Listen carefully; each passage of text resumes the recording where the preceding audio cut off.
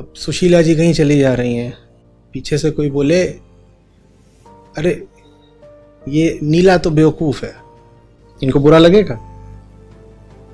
क्यों नहीं लगेगा? क्यों नहीं लगेगा बुरा?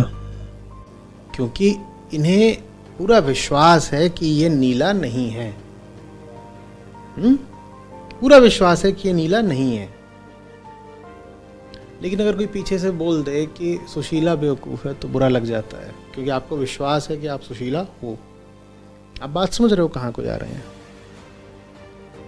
आपको जब पक्का ही पता हो कि सामने वाला जो बोल रहा है उसका कोई संबंध आपसे नहीं है दूर दूर तक भी, तो आपको बुरा नहीं लगता। आपको बुरा लगता ही तब है जब आपको कहीं ना कहीं ये पता होता है या कम से कम संदेह होता है कि उसकी बात में थोड़ा बहुत तो सच है। आपको बुरा ये नहीं लगता कि उसने आपको कुछ गलत बोल दिया, आपको बुरा ये लगता है कि जो सच आपने छुपा रखा था उसने वो खोल दिया। मेरी बात, अगर किसी को पूरा भरोसा हो कि उस पर जो इल्ज़ाम लगाया जा रहा है, उस पर जो ताना मारा जा रहा है वो व्यर्थ है, तो उसे बुरा लगेगा ही नहीं।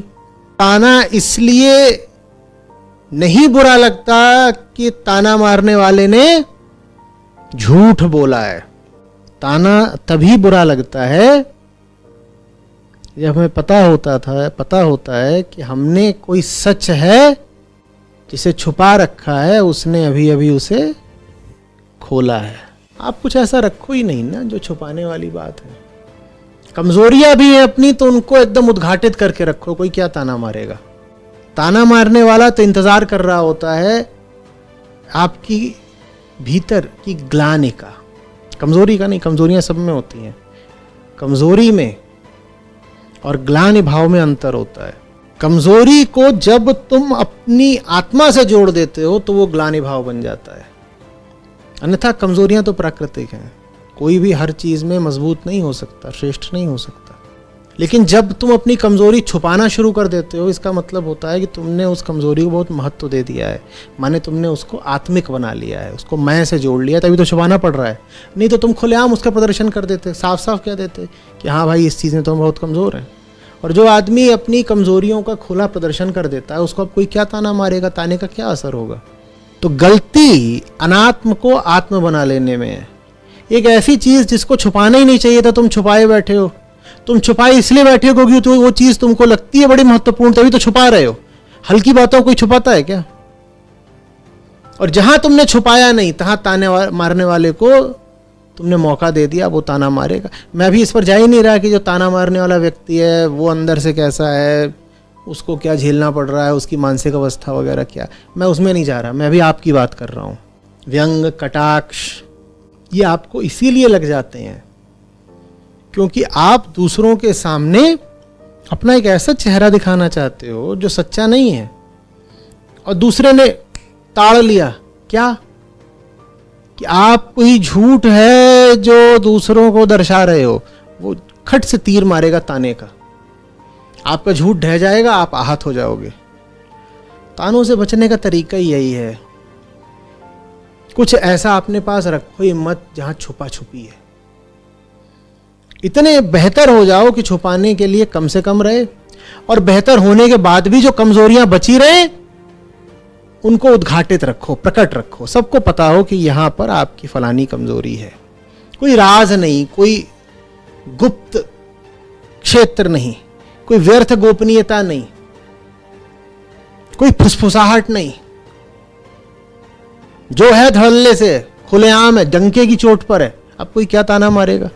किसी भी चीज को लेकर के अपने भीतर हीनता का भाव मत रखो, क्योंकि बाहर की दुनिया में बहुत सारी चीजें होती हैं जो हीन होती हैं। आत्मा नहीं हीन हो जाती है उनके कारण, तो हीन भाव रखने की कोई जरूरत नहीं है। तुम्हारे पास पैसा कम है, तुम कम नहीं हो, तो झूठ मूठ पैसे का प्रदर्शन करोगे, कोई पकड़ लेगा कि ये देखो हमको दिखाने के लिए किराए की गाड़ी लेके आए थे और जता ऐसे रहे थे जैसे अपनी है। जैसे ही उसने पकड़ा नहीं वैसे ही वो ताना मारेगा, अब फिर आपको चोट लग जाएगी। आपको अरे ताना मार दिया। ताना मारा ही इसीलिए क्योंकि तुम दिखावा कर रहे थे, निकाय को ताना मारता। कहीं ना कहीं तुम अपनी किसी कमजोरी को दिल से लगाए बैठे हो इसीलिए तानों का तुम पर असर होता है। अपनी किसी कमजोरी को दिल से मत लगाओ। मैं ये नहीं कह रहा हूं कि अपनी सब कमजोरियां तुम मिटा सकते हो। महामानव ऐसा कोई नहीं होता जो अपनी एक एक कमजोरी मिटा दे। प्रकृतिगत हो तुम, गुण दोष तो कुछ रहेंगे ही, उनको बहुत महत्वपूर्ण मत बना लो। कुछ भी इतना महत्वपूर्ण नहीं होता कि वो तुम्हारी अस्मिता का आईना बन जाए, कि वो तुम्हारी पहचान का पर्याय बन जाए और तुम उसको दबाते छुपाते लुकाते फिरो। जैसे हो, जो हो, सामने हो। क्या ताना मारोगे यार, मार लो। क्या ताना क्या है उसमें? समझ में आ रही बात? ये मेरी बात उन सब लोगों से है जो व्यंग बाणों से जल्दी आहत होते हैं। सबके लिए। फलाने ने व्यंग मार दिया, ऐसा हो गया, वैसा हो गया। नहीं। पहली बात तो अगर एकदम खुला जीवन जियोगे, एक अस्तित्वगत नग्नता रहेगी अगर तुम में, तो ताना मारने वालों को मौका बहुत कम दोगे, लाभ बहुत कम दोगे ताना मारने पर। और दूसरी बात, अगर वो फिर भी अपनी बेवकूफ़ी में छीटाकशी करते ही है तो तुम पर असर बहुत कम होगा। जो जितना ज्यादा दूसरों की नज़रों में अपनी एक झूठी छवि बनाकर रखना चाहता है, उस पर तानों का उतना ज़्यादा असर होता है। तानों से अगर बचाव करना है तो सबसे अच्छा तरीका है कि दूसरों की नज़रों में अपनी छवि की परवाह करना छोड़ो। अपनी एक सहज छवि बनने दो, क्योंकि लोग तो छवि बनाएंगे ही। तुम कोई विशेष प्रयत्न मत करो कि तुम्हारी कोई बहुत ऊंची, बड़ी, प्रकाशित छवि बने दूसरों की नज़र में। जो तुम हो वही प्रदर्शित करो, वही दूसरों की दृष्टि में तुम्हारी छवि रहे। उसके बाद तुम्हारे पास छुपाने के लिए कुछ नहीं रहेगा और दूसरों के पास ताना मारने के लिए कुछ नहीं रहेगा।